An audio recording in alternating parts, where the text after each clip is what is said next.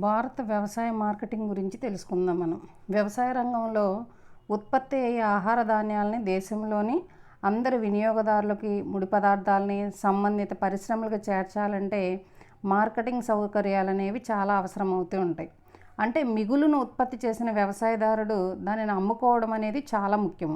తన ఉత్పత్తులను మార్కెట్లకు చేరవేయడానికి కానీ లేకపోతే సరసమైన ధరలకు అమ్ముకోవడానికి వ్యవసాయదారుడికి ఏం కావాలంటే అవసరమైన సౌకర్యాల కల్పనే వ్యవసాయ మార్కెటింగ్ అంటారు. అయితే ఉత్పత్తి వినియోగాల మధ్య సమతౌల్యము సాధించే విధంగా వ్యవసాయ వస్తువుల వినిమయము పంపిణీలు జరిగి రైతుకు వ్యవసాయం ఎలా ఉండాలంటే లాభసాటిగా ఉండాలంటే మార్కెటింగ్కి సంబంధించిన అన్ని వసతులు కూడా సమకూరాలి. అంటే వ్యవసాయం లాభసాటి అయినప్పుడే రైతు అధిక పెట్టుబడి పెట్టి శాస్త్రీయ పద్ధతిలో వ్యవసాయం చేసి అధిక మిగులును ఉత్పత్తి చేయటం అనేది జరుగుతూ ఉంటుంది.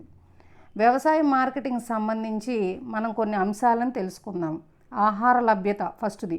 దేశ జనాభాకు అవసరమైన ఆహార పదార్థాలన్నీ కూడా ఆహార ధాన్యాలన్నీ కూడా వ్యవసాయ రంగమే పండిస్తూ ఉంటుంది. వివిధ ప్రాంతాల్లో నివసించే జనాభా అవసరాలకి తగిన విధంగా ఆహార ధాన్యాలను దేశమంతటా పంపిణీ కావాలంటే సరైన మార్కెటింగ్ సౌకర్యాలు అనేవి అవసరం. తర్వాత పరిశ్రమలకి ముడి పదార్థాలు కూడా వ్యవసాయ రంగం ద్వారానే వెళ్తూ ఉంటాయి. ఎందుకంటే నూలు బట్టలు, జనపనార, పంచదార వంటి ప్రధాన వస్తువులను ఉత్పత్తి చేసే పెద్ద పరిశ్రమలు వ్యవసాయ ముడి పదార్థాలను ఉపయోగించుకుంటూ ఉంటాయి. అంటే అనేక రకాల వ్యవసాయ ప్రాసెసింగ్ పరిశ్రమలు దేశంలో వివిధ ప్రాంతాలలో పనిచేస్తూ ఉంటాయి అన్నమాట. వివిధ ప్రాంతాలలో పనిచేస్తూ ఉంటాయి.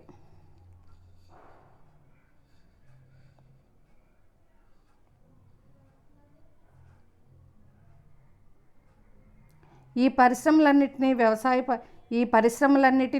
వ్యావసాయిక ముడి పదార్థాలు సక్రమంగా అందాలి అంటే మార్కెటింగ్ సౌకర్యం అవసరమవుతూ ఉంటుంది. రైతులకు గిట్టుబాటు ధర. రైతు తను పండించిన ధాన్యాన్ని సరైన ధరకు అమ్ముకోవాలంటే అటువంటి ధర వచ్చే వరకు కూడా ఉత్పత్తులను ఏం చేసుకోవాలి, నిల్వ చేసుకుంటూ ఉండాలి. అవసరమైతే సరైన ధర వచ్చే వరకు వచ్చే ప్రదేశానికి వస్తువును తరలించాలి. నాణ్యతను బట్టి ఉత్పత్తిని వేరు చేసుకోవాలి. ధర సమాచారం గురించి పూర్తిగా తెలుసుకోవాలి. మిగులు మార్కెట్ల నుంచి కొరత మార్కెట్లకు వస్తువు రవాణా చేయాలి. సరైన మార్కెట్లో సరైన సమయంలో సరైన ధరకు తన ఉత్పత్తులను విక్రయించుకోవాలి. అప్పుడే అతనికి గిట్టుబాటు ధర అనేది రావడానికి అవసరమవుతుంది. మరి ఇవన్నీ జరగాలి అంటే మార్కెటింగ్ సౌకర్యాలు చాలా అవసరమవుతూ ఉంటాయి. అయితే వ్యవసాయ మార్కెటింగ్లో అనేక రకాలైన దశలు ఉంటూ ఉంటాయి. ఏంటంటే వ్యవసాయ ఉత్పత్తులను పండించిన తరువాత వ్యవసాయ ఉత్పత్తులు వచ్చిన తర్వాత అందులో అసెంబ్లింగ్ అని, తర్వాత ప్రామాణీకరణ, ప్రాసెసింగ్, పంపిణీ, ఈ 4 దశలు అనేవి చాలా ఇంపార్టెంట్. అందులో అసెంబ్లింగ్ చూద్దాం. అనేక మంది వ్యవసాయదారులు ఏం చేస్తూ ఉంటారంటే వేరువేరుగా అల్ప పరిమాణాల్లో ఉత్పత్తి చేసిన వస్తువులను సేకరించి పెద్ద మొత్తముగా పోగు చేసే పద్ధతి ఏదైతే ఉందో దాన్ని అసెంబ్లింగ్ అంటారు. ఈ టోకు వ్యాపారస్తుల ద్వారా ఈ ప్రక్రియ అనేది జరుగుతూ ఉంటుంది. అంటే వివిధ పంటలని వివిధ ప్రాంతాల నుంచి వేరువేరు పరిమాణాలు కొనుగోలు చేసి ఒకచోట పోగు చేసి దేశంలోని వినియోగదారుల మార్కెట్కి వాళ్ళు తరలించడం అనేది జరుగుతుంది. దీన్ని అసెంబ్లింగ్ అంటారు. తారతమ్య నిరూపణ లేదా ప్రామాణీకరణ ఏంటంటే రైతులు పండించిన ఉత్పత్తుల నాణ్యతల్లో తేడాలు ఉంటాయి. నాణ్యతను బట్టి ఉత్పత్తిని వర్గీకరించి నాణ్యత శ్రేణి నిర్ణయించే విధానాన్ని గ్రేడింగ్ లేదా తారతమ్య నిరూపణ అంటారు. అంటే నాణ్యత ప్రమాణాన్ని నిర్ణయిస్తారన్నమాట. వస్తువు యొక్క ఉత్పత్తిని బట్టి వస్తువు యొక్క నాణ్యతను బట్టి ఇక్కడ మనకి గ్రేడింగ్ అనేది చేయడం జరుగుతుంది. దీనివల్ల ఏమవుతుంది, మంచి నాణ్యత గల వస్తువులకేమో మంచి ధర నిర్ణయించడం అనేది జరుగుతుంది. నాణ్యత గల వస్తువులకి సరైన ధర లభిస్తూ ఉంటుంది. కాబట్టి రైతులు పండించే ఆహార ఉత్పత్తులకి మంచి నాణ్యమైన విత్తనాలను ఎన్నుకొని మంచి నాణ్యమైన ఆహార ఉత్పత్తుల్ని పండించవలసిన అవసరం ఎంతైనా ఉంది. అలా పండించడం వల్ల మంచి నాణ్యమైన ఆహార ఉత్పత్తులు దిగుమతి జరిగినప్పుడే వాటికి నాణ్యత గల ధర అనేది రావడానికి అవకాశం ఉంది. Next processing. అనేక రకాల వ్యవసాయ వస్తువులు నేరుగా వినియోగం చేయడానికి జరగదు. ఎందుకంటే మనం వ్యవసాయ వస్తువులు ఉత్పత్తి చేస్తాం. కొన్ని వస్తువులు డైరెక్ట్గా మనము మార్కెట్లో వినియోగించడానికి కుదరదు. వివిధ ప్రక్రియల ద్వారా వాటిని ముందుగా ఏం చేస్తామంటే వినియోగ వ్యయంగా మార్పు చేయాలి. ఈ ప్రక్రియలను ప్రాసెసింగ్ అంటారు.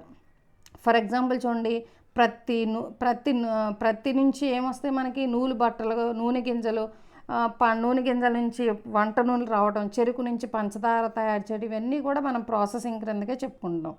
నెక్స్ట్ పంపిణీ. వ్యవసాయదారుడు ఉత్పత్తి చేసిన వస్తువు టోకు వ్యాపారస్తుల దగ్గర కొనుగోలు చేసి దానిని అటు పరిశ్రమలకు కానీ ఇటు చిల్లర వ్యాపారస్తుల ద్వారా అంతిమ వినియోగదారులకు కానీ లాభసాటిగా విక్రయించే పద్ధతిని పంపిణీ అంటారు. దీనివల్ల ఏమవుతుందంటే ఉత్పత్తి వినియోగం మధ్య సమతౌల్యం సాధించడానికి అవకాశం ఉంటుంది. అంటే వ్యవసాయదారుడు తయారు చేసిన వస్తువుల్ని టోకు వ్యాపారస్తులు కొనుగోలు చేస్తారు.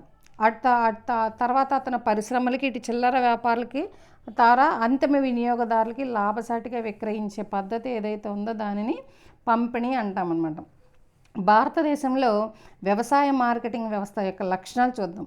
ఇందులో లక్షణాల్లో ప్రాథమిక మార్కెట్లు, ప్రైమరీ మార్కెట్స్, ద్వితీయ మార్కెట్లు, సెకండరీ మార్కెట్స్, అంతిమ మార్కెట్లు, నెక్స్ట్ సంతలు, నెక్స్ట్ క్రమబద్ధమైన మార్కెట్స్, రెగ్యులేటెడ్ మార్కెట్స్ అనేవి మనకు ఉంటూ ఉంటాయి. అయితే ప్రాథమిక మార్కెట్లు చూద్దాం. వీటిని దక్షిణాది రాష్ట్రాల్లో ఏమనంటారంటే షాండీలు అంటారు. అంటే గ్రామ సంతలు, మనకు వారాంతపు సంతలు గ్రామీణ ప్రాంతాలలో ఎలా జరుగుతాయో వాటిని సంతలు అంటారు. వీటిని స్థానిక మార్కెట్లను కూడా అని పిలుస్తూ జరుగుతుంది. కాబట్టి కొన్ని గ్రామాలను కలిపి ఏదో ఒక గ్రామానికి ఇవి పరిమితమై అంటే ఒక ప్రదేశంలో వీటిని నిర్వహించడం అనేది జరుగుతుంది ఉమ్మడిగా. సాధారణంగా ప్రతి వారంలో ఒక రోజుని దీనిని నిర్వహిస్తూ ఉంటారు. ఎక్కువ మంది వ్యవసాయదారులు ఏం చేస్తారంటే తమ ఉత్పత్తుల్ని ఎక్కడ విక్రయిస్తూ ఉంటారంటే గ్రామ సంతల్లోనే విక్రయించడం అనేది జరుగుతూ ఉంటుంది. కాబట్టి ఈ మార్కెట్లు నిర్వహించడానికి తర్వాత గ్రామ ప్రజలకు కొంత ఫీజును కూడా చెల్లించవలసిన పరిస్థితి ఏర్పడుతూ ఉంటుంది. నెక్స్ట్ ద్వితీయ మార్కెట్లు, సెకండరీ మార్కెట్స్. వీటిని టోకు లేదా అసెంబ్లింగ్ మార్కెట్లు అంటారు. అంటే గ్రామాలలోనూ చిన్న పట్టణాలలోనూ వీటిని నిర్వహించడం అనేది జరుగుతూ ఉంటుంది. ఇది మన భారతదేశంలో చాలా చోట్ల దాదాపు 4000 చిల్లర మార్కెట్లు, ఇలాంటి మార్కెట్లు మనకు కనబడుతూ ఉంటాయి. ఇవి శాశ్వత స్వభావం గల మార్కెట్లు. అంటే సంవత్సరం పొడవునా ఈ మార్కెట్లో వ్యాపారం జరుగుతూనే ఉంటుంది. ఎక్కువ పరిమాణంలో ఇక్కడ వస్తువులు విక్రయించడం కూడా జరుగుతూ ఉంటుంది. ఉత్పత్తి నిల్వ చేయడానికి వసతులు, బ్యాంకింగ్ వసతులు మొదలైనవి కూడా ఈ మార్కెట్లకి లభిస్తూ ఉంటాయి. ఈ మార్కెట్లో చాలామంది మధ్యవర్తులు లేదా దళారులు కూడా పనిచేస్తూ ఉంటారు. అటువంటి మార్కెట్ని ద్వితీయ మార్కెట్లు అంటారు. అంటే నగరాల్లో కొన్ని గ్రామాల్లో చిన్న పట్టణాల్లో గ్రామాల్లో వీటిని ఏర్పాటు చేస్తూ ఉంటారు. నెక్స్ట్ అంతిమ మార్కెట్లు. ఈ రకమైన మార్కెట్లు మనకి ఎక్కడ కనబడతాయి అంటే పెద్ద పట్టణాల్లో, నగరాల్లో కనబడుతూ ఉంటాయి. అంటే వీటి వ్యాపారం యొక్క పరిధి ఒక రాష్ట్రం అంతకంటే ఎక్కువ ప్రాంతానికి విస్తరించి ఉంటుంది. ఇవి అంతిమంగా వస్తువుని వినియోగదారులకు చేరవేసే మార్కెట్లు. అలాగే వ్యవసాయ ముడి పదార్థాలను ప్రాసెసింగ్ యూనిట్లకు ఈ మార్కెట్లు చేరవేయటం అనేది జరుగుతుంది. అంటే పెద్ద పెద్ద పట్టణాల్లో, నగరాల్లో ఏర్పాటు చేసే మార్కెట్లు ఏమైతే ఉన్నాయో వాటినే అంతిమ మార్కెట్లు అంటూ ఉంటాం. నెక్స్ట్ సంతలు.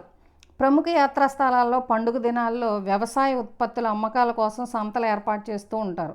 అంటే మీరు చూసే ఉంటారు, మీ ఊర్ల చుట్టుపక్కల కానీ ఎక్కడైనా ఆధ్యాత్మిక కార్యక్రమాలు జరిగేటప్పుడు కానీ లేకపోతే ఏదైనా ఉత్సవాలు జరిగేటప్పుడు కానీ వస్తువుల యొక్క విక్రయం జరుగుతూ ఉంటుంది. బొమ్మలని, వ్యవసాయ వస్తువులని విక్రయం జరుగుతూ ఉంటుంది.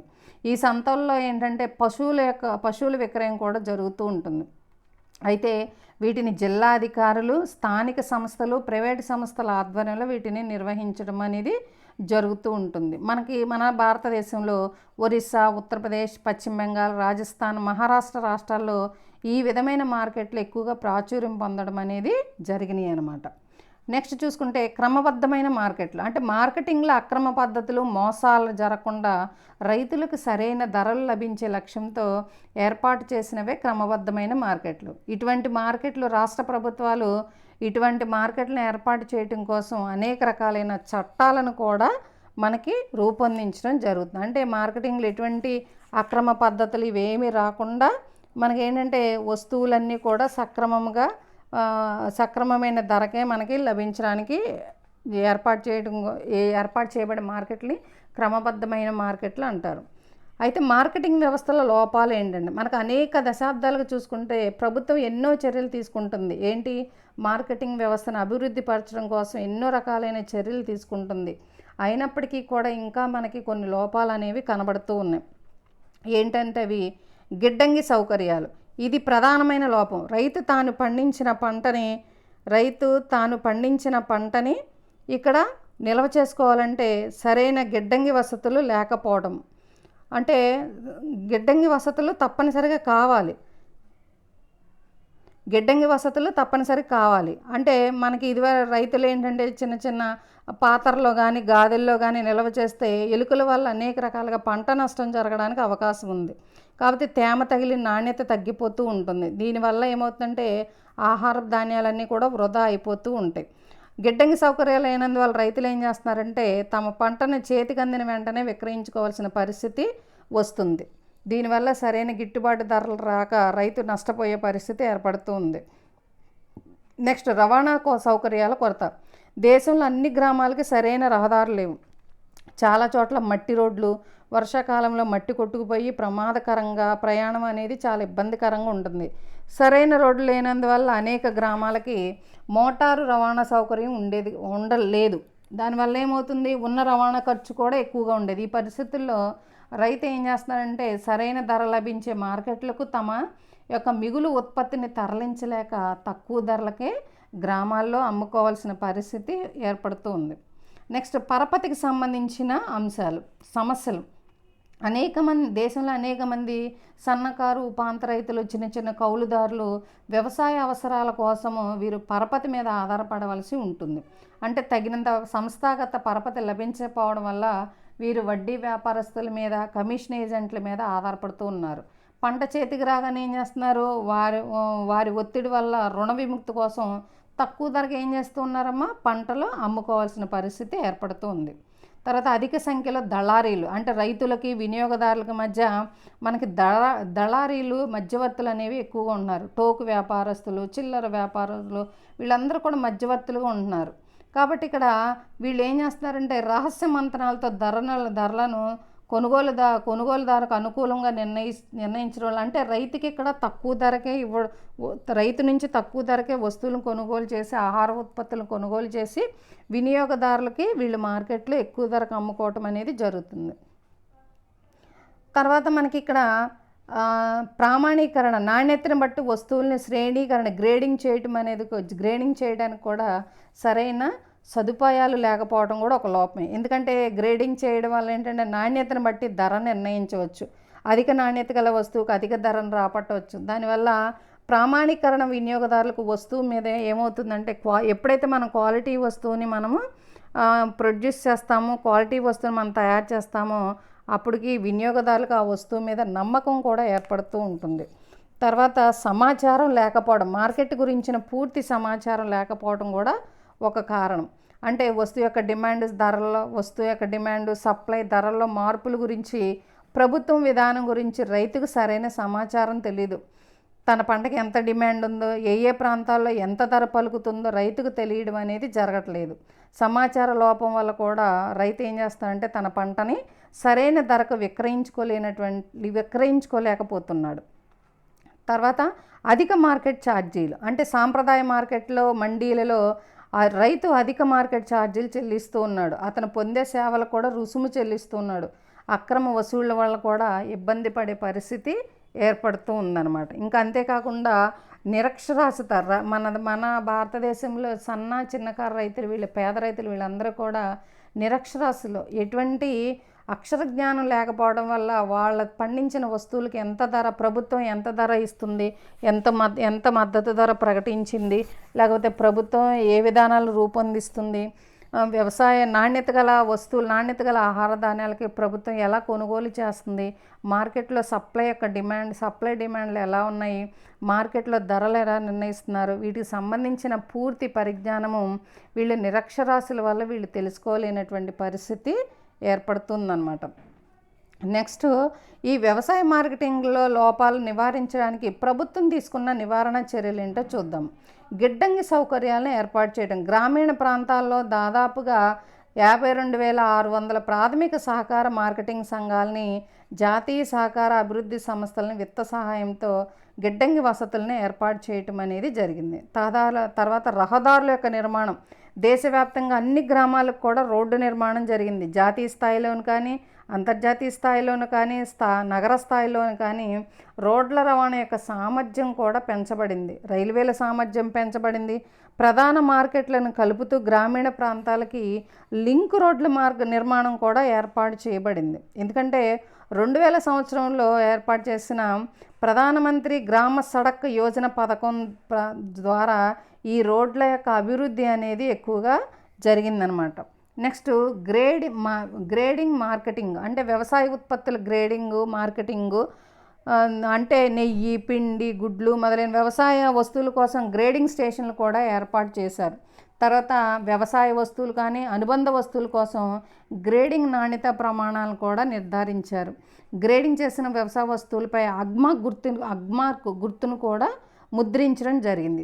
దీనికి సంబంధించిన పరీక్షా నిర్వహణ కోసం నాగపూర్లోని కేంద్ర నాణ్యత నియంత్రణ ప్రయోగశాల, ఇతర ప్రాంతాల్లో 8 ప్రాంతీయ ప్రయోగశాలలను ఏర్పాటు చేశారు. అంటే నాణ్యత గల వ్యవసాయ వస్తువులు ఏమైతే ఉన్నాయో వాటిని గ్రేడింగ్ చేసిన వ్యవసాయ వస్తువులపైన అగ్మార్క్ అంటే ఇది నాణ్యత గల వస్తువు అని గుర్తు కోసం మనకి ఇక్కడ నియంత్రణ ప్రయోగశాలలు అనేవి దాదాపుగా చాలా చోట్ల కేంద్ర ప్రభుత్వం ఏర్పాటు చేయటం అనేది జరిగింది. తర్వాత మన క్రమబద్ధమైన రెగ్యులేటెడ్ మార్కెట్స్ చూసుకున్నట్టయితే దేశవ్యాప్తంగా 7062 క్రమబద్ధమైన మార్కెట్లు ఏర్పాటు చేశారు. అంటే దాదాపుగా దేశంలో మొత్తం వ్యవసాయ ఉత్పత్తుల్లో 80% ఈ క్రమబద్ధమైన మార్కెట్ల ద్వారా విక్రయించడం జరుగుతుంది. దీనివల్ల రైతులు, వ్యాపారుల అక్రమ పద్ధతుల వల్ల మోసపోకుండా తమ పంటలను సరైన ధరకు విక్రయించి ప్రయోజనం అనేది పొందగలుగుతూ ఉన్నారు. నెక్స్ట్ సహకార మార్కెట్లు అంటే వ్యవసాయ పరపతి, మార్కెటింగ్ సేవల్ని రెండిటిని కూడా అందించే విధంగా బహుళార్థ సహకార సంఘాలు ఏర్పాటు చేయడం జరిగింది. తర్వాత ఇంకా చూసుకున్నట్లయితే మనకి ప్రత్యేక మండళ్లను కూడా ఏర్పాటు చేశారు. అంటే రబ్బరు, కాఫీ, పొగాకు, సుగంధ ద్రవ్యాలు, కొబ్బరికాయలు, నూనె గింజలు, వంట నూనెలు మొదలైన అనేక రకాలైన వస్తువులకి ప్రత్యేకంగా జాతీయ స్థాయి మండళ్ళని కేంద్ర ప్రభుత్వము ఏర్పాటు చేసింది. జాతీయ పాడి పరిశ్రమ అభివృద్ధి మండలిని కూడా ఏర్పాటు చేయడం జరిగింది. వరి, పప్పు ధాన్యాలు, జౌళి, జొన్నలు, పత్తి, పొగాకు, నూనె గింజలు, చెరకు మొదలైన వస్తువుల కోసం ప్రత్యేక అభివృద్ధి మండలిని కూడా ఏర్పాటు చేసింది. అదేవిధంగా జీడిపప్పు ఎగుమతి కోసం కూడా అభివృద్ధి మండలిని ఏర్పాటు చేయడం జరిగింది. నెక్స్ట్ మార్కెట్ సర్వేలు అంటే ప్రభుత్వము వివిధ వ్యవసాయ వస్తువులకు సంబంధించిన డిమాండు, సప్లై ధరల గురించి మార్కెట్లో సర్వేలను నిర్వహించి సమాచారాన్ని ఎప్పటికప్పుడు మనకున్న ఇన్ఫర్మేషన్ అండ్ టెక్నాలజీ ద్వారా రైతుకు చేరవేయడం అనేది జరుగుతుంది. తర్వాత మార్కెట్ గురించిన సమాచారం కూడా ఇంటర్నెట్ వ్యవస్థతో అంటే మార్కెట్లో వ్యవసాయ ఉత్పత్తుల యొక్క ధరల సమాచారాన్ని రేడియో, టెలివిజన్, పత్రికల ద్వారా రైతులకు తెలియచేయడానికి ప్రభుత్వం చర్యలు తీసుకుంటూ ఉంది.